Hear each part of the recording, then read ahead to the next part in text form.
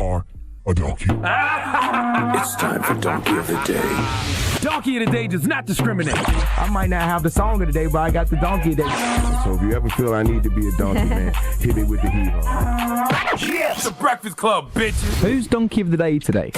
Yes, Donkey of the Day for Wednesday, August 23rd goes to the UFC's John Bones Jones. Why is John Bones Jones getting Donkey of the Day? Because in the octagon, John Bones Jones, when focused, seems like an unstoppable force. But like most unstoppable forces, the greatest opponent John Bones Jones faces is himself. Let's look at the resume, good people. In 2012, John Jones drove his Bentley GT into a pole and was arrested for DUI. In 2015, he tested positive for cocaine.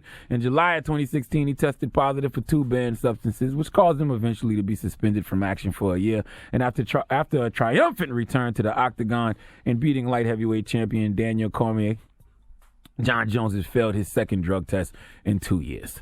Let's go to ESPN's Brett Octomoto for the report, please. You know, this is the type of news that you hate to report. You know, John Jones is the greatest talent I think this sport has ever seen, and we haven't really gotten to see a whole lot of him over the last few years. He failed a drug test for cocaine, came back in 2015 and was stripped of his title after getting in that hit and run. You know, came back, was supposed to have his redemption story at UFC 200 last year against Daniel Cormier, was pulled from that fight because he tested positive for banned substances. And now here, this was his comeback story. This was John Jones returning to the sport, getting his life together. Everything was good. He still looked great against Daniel Cormier, still in the prime of his career. All systems go, and then we get this news that he has tested positive for a banned substance. TMZ reporting that it's an anabolic steroid. It might be a long, long time before we ever see John Jones fight again if these test results hold up. Man. Now, on July 21st, 2017, John Bones Jones tweeted out, "Daniel says the only reason I defeated him the first time is because I must have been on steroids. Wonder what his excuse will be this time."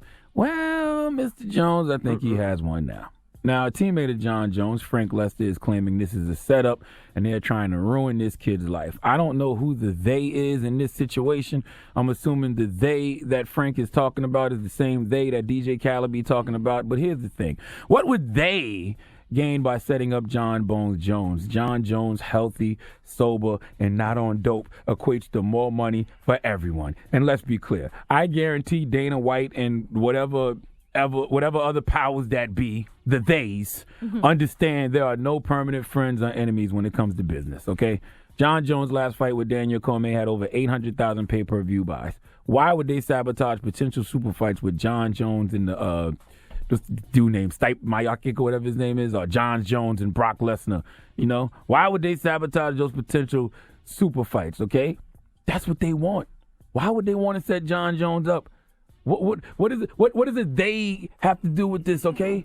When he tested for banned substances, before, did they have something to do with it? Was it a day when he tested positive for cocaine? Was it a day when he caught that DUI? Was it a day when he fled the scene of a hit and run and ended up getting a felony for injuring a person and purposely leaving the scene of the accident? And then law enforcement found a pipe with marijuana inside of his car? There was no they involved in any of those circumstances, okay? The one common denominator in all those circumstances is John Bone Jones, whatever his name is. I got this damn ski mask on. Hold on. Yeah, take that stupid thing off, man. Messing up your mind. It's messing up my mouth. All right. Whoa. John Jones has to accept responsibility for his actions, okay? He has to be accountable for his results. He has to take ownership of his mistakes, all right? Nobody put John Bones Jones in those situations but him. That's the way life works, people.